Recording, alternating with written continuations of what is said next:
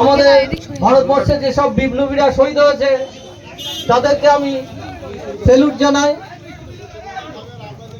এবং হাড়োয়া বিধানসভা ও মিনাখা বিধানসভার হাড়োয়া 2 নম্বর ব্লকের শালিপুর অঞ্চলের বাসীদের আমার অন্তর থেকে বুক ভরা ভালোবাসা জানাচ্ছি।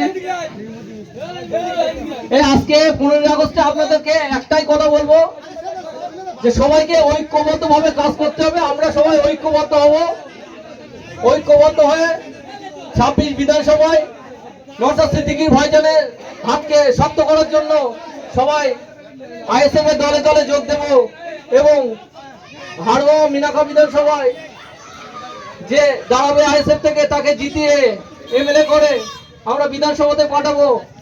আজকে 15 আগস্টে এটাই আমরা শপথ করছি। এই বলে আমি আমার বক্তব্য শেষ করছি।